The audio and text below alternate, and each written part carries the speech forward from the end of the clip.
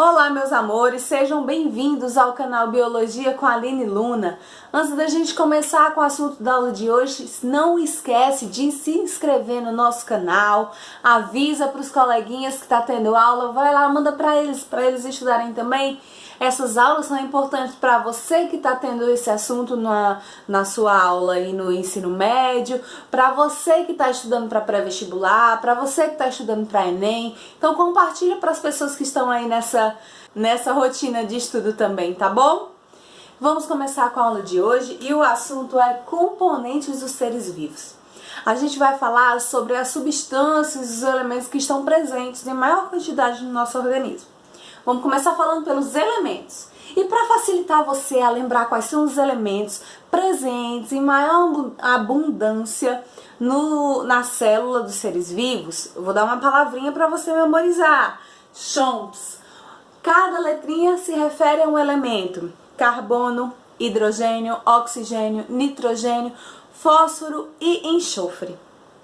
Onde que esses elementos estão presentes no nosso organismo? Vamos começar pelo carbono. Ele está presente em todas as substâncias orgânicas, todos os componentes orgânicos.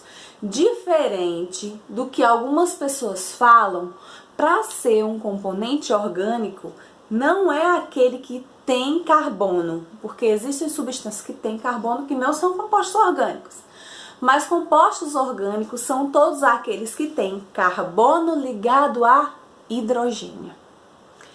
Hidrogênio, falando nele, o hidrogênio e o oxigênio a gente já lembra logo de água, né? Então a água é uma substância que está no nosso organismo em maior abundância. Além disso, o hidrogênio e o oxigênio também estão presentes em compostos orgânicos. O nitrogênio, ele está presente em aminoácidos e nas bases nitrogenadas. Aline, o que é isso? Nas próximas aulas nós vamos ver todas essas informações que vocês não estão entendendo ainda. O fósforo ele é muito importante, que ele vai estar lá na membrana plasmática, que ele é formada por uma bicamada fosfolipídica.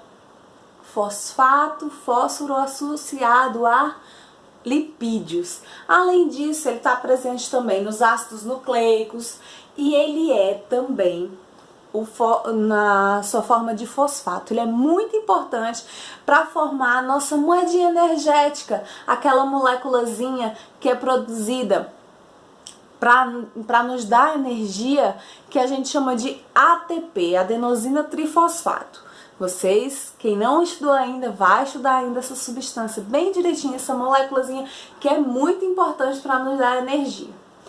Além do fósforo, temos também o enxofre. O enxofre, ele tanto está presente em proteínas, na funcionalidade de proteínas e de enzimas. As enzimas são compostos proteicos que têm a função catalisadora de acelerar algumas reações, que quando a gente estiver estudando proteínas vocês vão saber direitinho. As substâncias que compõem o nosso organismo, elas estão classificadas em dois grupos. São compostos orgânicos e compostos inorgânicos. Quais são os compostos inorgânicos? Água e sais minerais. Quais são os compostos orgânicos? Nós temos carboidratos, lipídios, vitaminas, proteínas, ácidos nucleicos, DNA e RNA. E a proposta é estudar cada uma dessas substâncias, entender qual a sua função, qual a sua importância dentro do organismo. Mas hoje, dentre todas essas substâncias aqui, a gente vai falar inicialmente da que está presente em maior quantidade nos organismos, que eles são importantes para determinar a presença de vida. De que substância será que eu estou falando? Eu estou falando da água. Então vamos falar sobre água. Qual a importância da água para os seres vivos? A água é imprescindível para a vida. Tanto é que quando é feito o estudo se há vida em outros planetas, a primeira coisa que eles buscam saber é: naquele planeta existe água? Porque se não existe água, já é um indicativo que a probabilidade de não ter vida é bem maior. algumas informações sobre a água no planeta. 70% da superfície terrestre é coberta por água. Uau! É muita água! Mais ou menos, depende para o que você quer. Desses 70% de água, apenas 2,5% é água doce. Olha aí o tanto que já diminuiu de água. Vamos diminuir mais?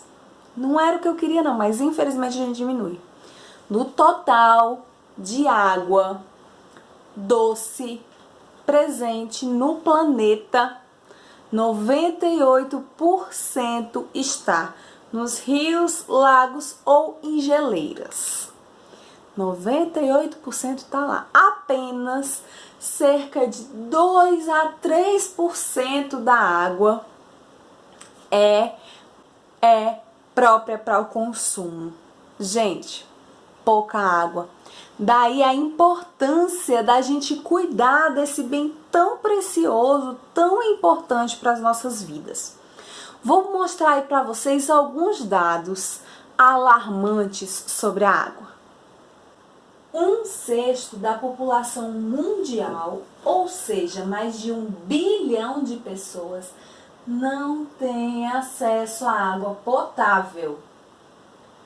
40% dos habitantes do planeta não têm acesso a serviço de saneamento básico. Cerca de 6 mil crianças morrem diariamente, minha gente, todo dia. Cerca de 6 mil crianças morrem devido a doenças ligadas à água insalubre e a saneamento e higiene deficientes. Segundo a ONU, até 2025, se os padrões de consumo se mantiverem, 2 a cada 3 pessoas no mundo vão sofrer escassez moderada ou grave de água. Alarmante essas informações, né, gente?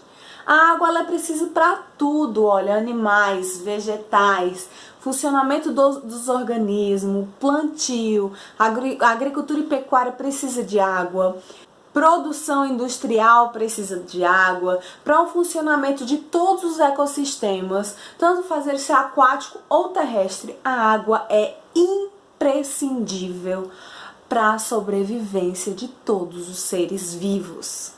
Vou fazer um apelo aqui. Vamos cuidar da água, vamos economizar, vamos reutilizar quando possível. Gente, a água é o nosso bem mais precioso. Nós vamos falar um pouco sobre a substância água, sobre a parte química dela, algumas características importantes para a gente entender mais na frente as propriedades da água. Uma característica importantíssima, a água ela é polar. O que isso quer dizer, Aline? Quer dizer que a molécula da água ela tem um polo positivo e um polo negativo. Tenho aqui a molécula de água, o oxigênio ligado a 2 hidrogênios. Aqui onde está o oxigênio livre é o polo negativo e aqui onde estão os hidrogênios é o polo positivo. Por que é importante saber que a água é polar? Porque isso está diretamente ligada ao fato de misturas possíveis ou não com água e outras substâncias. Com a água sendo polar, ela vai ter afinidade, ela vai conseguir se misturar a substâncias que também sejam polares.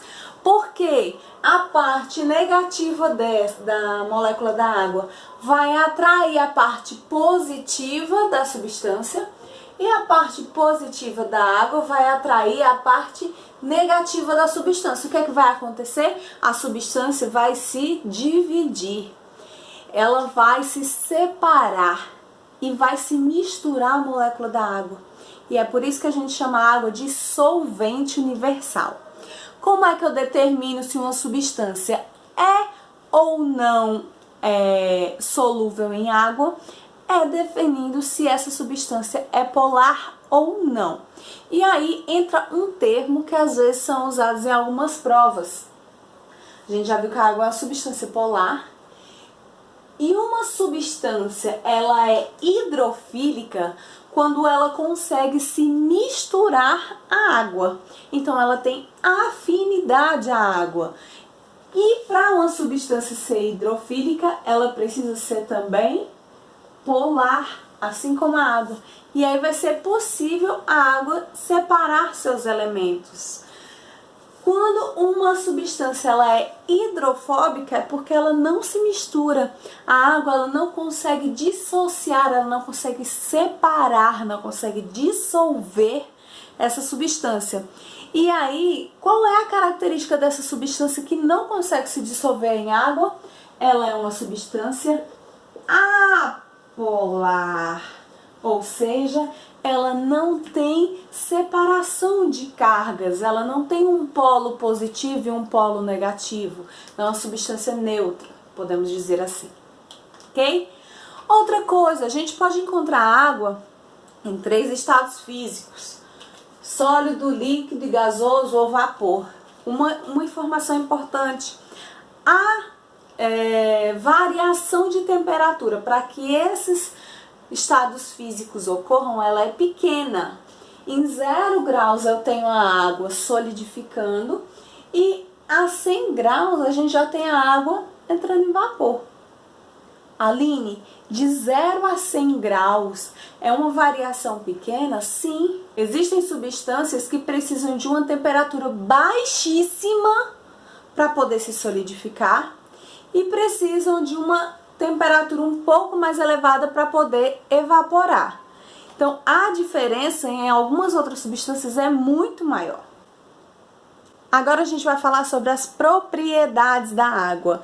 É importante vocês saberem disso para a gente entender as propriedades da água. Vou apagar o quadro e volto já. Então vamos lá. Primeira propriedade da água, ela é solvente universal. Então a gente já falou um pouquinho sobre isso. A questão de ser solvente universal é a capacidade que a água tem de dissolver, de separar, de diluir substâncias. E aí a gente já sabe que as substâncias que podem ser dissolvidas pela água são as substâncias polares, porque essa é uma característica também da água. Uma característica muito importante da água é que ela é moderadora de temperatura. Pensa aí, às vezes você passou o dia trabalhando, tá naquela canseira, chega em casa, aquele calor infernal, o que é que você quer? Banho.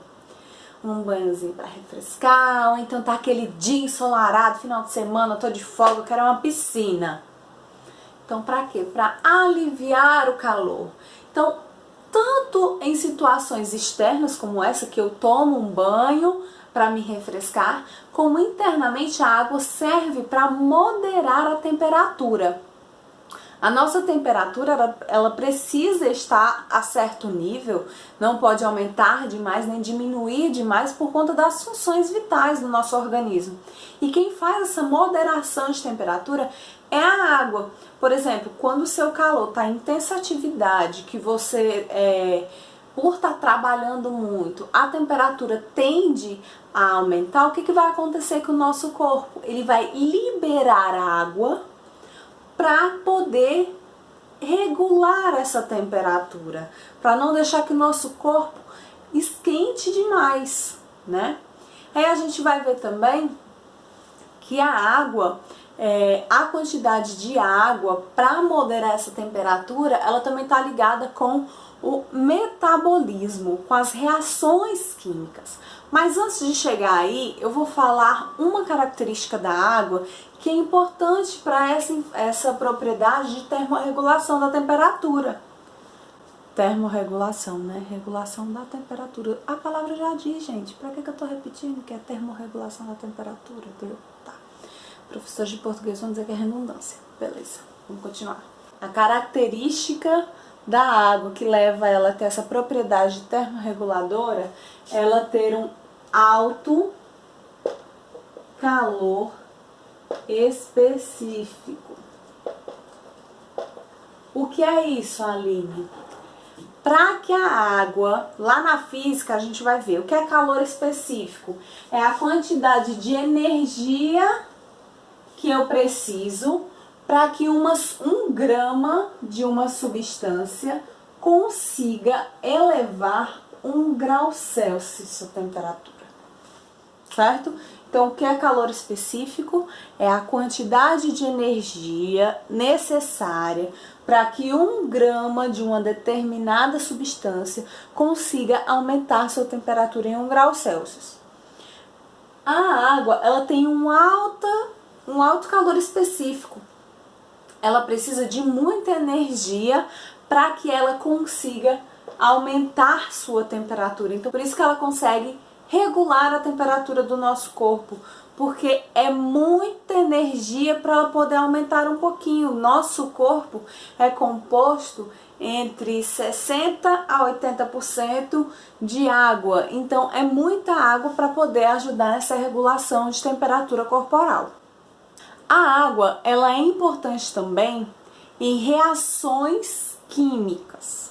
Ela auxilia na síntese de substâncias ou na degradação de substâncias dentro do nosso organismo. E aí, quando a gente fala em síntese e degradação de substâncias, dessas atividades químicas que acontecem dentro do nosso organismo, tá falando de quê? De metabolismo, que é esse conjunto de reações que ocorrem no nosso organismo. E aí a água, ela pode participar de forma a sintetizar substâncias, que aí a gente chama, vou apagar aqui, na síntese eu falo que é o anabolismo. Quando a gente fala de anabolismo, a gente lembra de quê? De anabolizantes, que são aquelas substâncias que algumas pessoas utilizam, que não é apropriado, mas utilizam mesmo assim, para que aumente a sua massa muscular, para sintetizar mais proteínas para poder aumentar a sua massa muscular. Então, quando eu falo de síntese, eu falo de anabolismo. Quando eu falo de degradação, eu vou espremer aqui para caber, catabolismo. E a junção desse anabolismo e catabolismo forma o metabolismo. Vou mostrar para vocês de que forma a água ela participa ativamente de uma reação química. Olha aí para vocês verem bem direitinho. Vou explicar. Quando eu tenho aí para vocês a síntese de uma substância. Eu tenho 2 moléculas de glicose que elas vão se unir para formar uma molécula de maltose. Na aula que a gente estiver falando sobre carboidratos, a gente vai ver direitinho sobre essas substâncias.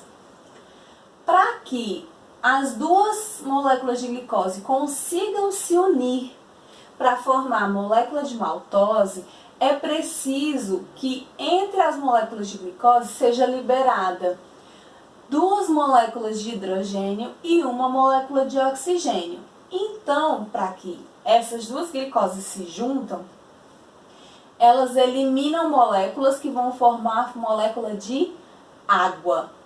Saíram os 2 hidrogênios e o oxigênio, essas 2 moléculas vão poder se unir e formar maltose. Então, para que 2 moléculas de glicose se unam e formem a maltose, elas eliminam uma molécula de água. Por isso que a gente chama de síntese por desidratação.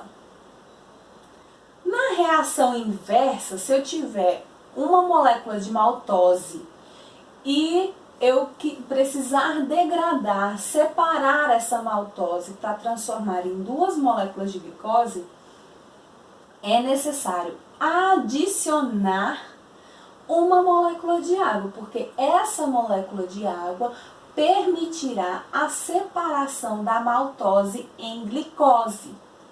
Essa reação, que é uma degradação, que eu estou quebrando uma molécula em 2, a gente chama de hidrólise. Por que hidrólise? Porque para permitir que essa molécula de maltose seja dividida em duas, seja quebrada, eu precisei de água. Então, hidro é água e lise na biologia é quebra. Então, essa quebra foi realizada através da presença da molécula de água.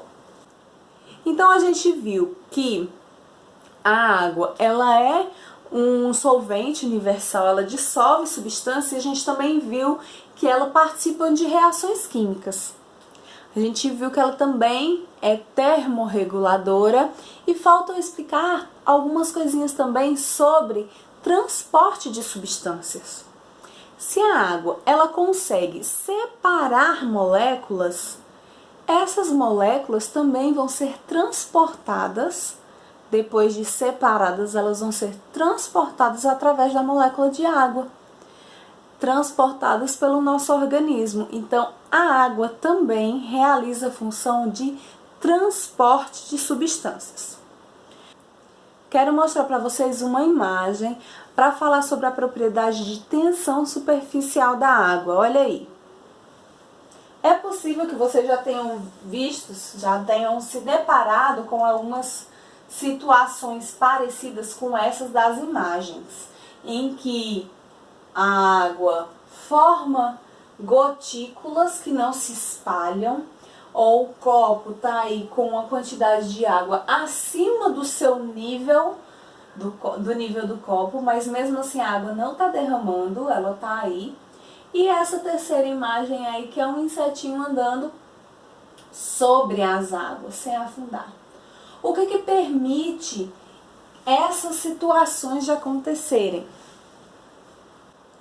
A molécula de água, ela tem a capacidade de se unir a outras moléculas de água, estou falando só de moléculas de água. Uma molécula, ela tem capacidade de se unir a mais 4 moléculas de água. Vou desenhar aqui o oxigênio e o hidrogênio. O oxigênio, ele faz mais 2 ligações aqui, com 2 outras moléculas. E o hidrogênio, cada hidrogênio faz mais uma ligação aqui. Lembrando, o oxigênio é a parte negativa, né, da molécula. Então, ele vai se ligar com a parte positiva das outras moléculas. Qual é a parte positiva? O oxigênio vai se ligar ao hidrogênio. E aqui o hidrogênio, que é a parte positiva da molécula, vai se ligar ao oxigênio de outras moléculas. Uma moléculazinha de água se liga a mais 4. Mas vai ter uma situação em que esses oxigênios eles estão livres nas suas superfícies. Essas ligações elas têm uma coesão e uma adesão muito forte entre elas.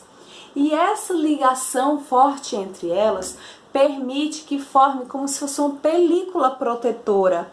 E por isso que a água aí nessa imagenzinha do copo, ela tá aí acima do limite do copo, mas não tá derramando, porque existe essa película que faz essa proteção. Isso a gente chama de tensão superficial da água. É essa certa resistência em que existe na superfície numa certa quantidade de água. Quer ver que você já prestou atenção que existe tensão superficial, mas não se ligou, não associou essa informação? Alguém já pulou aí na piscina de barriga? O que aconteceu? Dói, fica com a barriga toda doendo. Por quê? Porque a tensão superficial é essa ligação forte entre as moléculas e você caindo de barriga, você tem dificuldade em quebrar essas ligações entre as moléculas até chegar à água.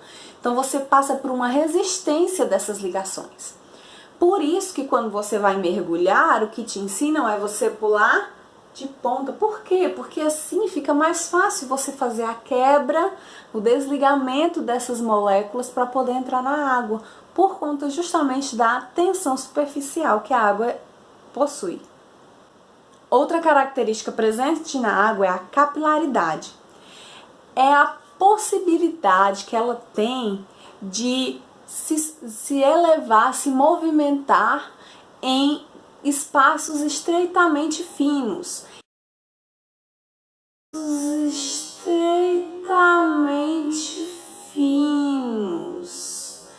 E aí a gente compara, por exemplo, se eu pegar um copo com água e colocar 2 canudos de espessura diferente. Coloco, por exemplo, um de milkshake e um de tomar suco. Você vai perceber que o nível da água ele tá mais alto no canudinho mais fino. Por quê? Porque a água ela tem essa capacidade de se movimentar, de se aderir a tubos extremamente finos. Isso é importante para as plantas, porque quando a gente está estudando lá anatomia e fisiologia vegetal, a gente vê que existem plantas que possuem xilema e floema, que são vasos condutores de seiva. Os vasos xilemáticos, eles são responsáveis por levar água e sais minerais da raiz até o topo da planta. Então, esses vasos, eles são extremamente finos, o que favorece a adesão da água por esses tubos e a água consegue chegar até a extremidade superior dessa planta. Olha aí a imagem que eu vou mostrar para vocês. Se eu tivesse aí um vaso xilemático, se ele fosse muito grosso, não teria a possibilidade dessa água se elevar até o topo dessa árvore. Então, os vasos xilemáticos, eles são extremamente finos para poder permitir esse transporte da água até o topo da planta.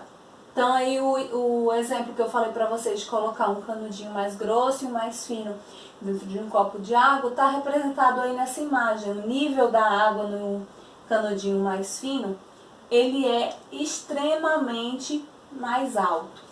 Agora eu quero falar para vocês sobre uma informaçãozinha que geralmente gostam de usar em algumas questões de provas vestibulares e Enems, que são os fatores que alteram o percentual de água nos organismos. Como assim, Aline? Quando eu comparo organismos, eu verifico que existem percentuais de água presentes neles diferentes e tem alguns fatores que a gente analisa que a gente consegue perceber essas diferenças. Primeiro, se eu estiver analisando indivíduos de espécies diferentes, é lógico que eu vou ter percentual de água diferente. Por exemplo, se eu pegar um cachorro e um gato, peguei um Rottweiler e peguei um gatinho, será que o percentual de água vai ser o mesmo nos dois indivíduos? Não, são espécies diferentes. Tá bom, Aline, mas e se eu estiver comparando indivíduos da mesma espécie? Tem alguma coisa que altere esse percentual de água nos organismos? Tem. Por exemplo, se eu estiver pegando 2 indivíduos da mesma espécie, mas se forem organismos de idades diferentes. Estou pegando 2 pessoas, uma criancinha de 3, 4 anos e um idoso de 70 anos. O percentual de água deles vai modificar. Porque a quantidade de água no organismo, ela vai ser determinada pela idade. Quanto mais jovem, maior o percentual de água. Então, se eu pegar uma criança, um bebezinho, uma criança, ele vai ter aí seus 75, 80% de água no corpo. Se eu pegar um idoso, ele vai ter entre 60 e 65% de água no seu organismo. Mudou. Mas sabe por que mudou também? Porque a atividade metabólica é diferente. Onde é que eu estou tendo mais reações de síntese e degradação de substâncias? Eu vou ter aonde? Na criança. Eu vou ter uma intensa atividade metabólica na criança. Então, por isso que ela tem uma alta quantidade de água.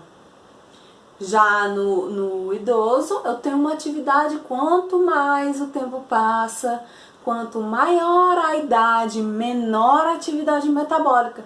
Então, também menor a necessidade de água no organismo. Por isso que os idosos têm menos sede do que uma criança. Tá bom, Aline, mas se eu pegar 2 pessoas da mesma idade, ainda assim eu tenho? Tem diferença. Porque são indivíduos diferentes, têm taxa metabólica diferente. Se você pegar indivíduos da mesma idade, do mesmo sexo, o percentual vai ser mais ou menos parecido. Mas, por exemplo, se eu pegar um homem e uma mulher de 25 anos, os dois têm 25 anos, mas é um homem e uma mulher. Entre os sexos, quem é que tem uma atividade metabólica mais alta, mais acelerada? No homem. Então, eu vou ter uma taxa de água maior no homem do que na mulher. Por isso que às vezes você tá lá em um ambiente que você tá com frio, mas tem um rapaz do seu lado que tá transpirando. Porque a atividade metabólica dele é muito mais alta. Então também a gente vai precisar de mais água para fazer aquela regulação térmica, para realizar as reações químicas, e aí a gente tem um percentual de água diferente. Vou fazer uma lista de exercícios e aí com certeza vai ter uma ou duas questões sobre essa quantidade de água nos organismos. Bom, pessoal, espero que vocês tenham gostado da aula. Fiz com muito carinho, espero que vocês tenham tirado suas dúvidas. Vou colocar uma lista aqui na descrição de exercícios para vocês resolverem, depois verificar se está tudo certinho.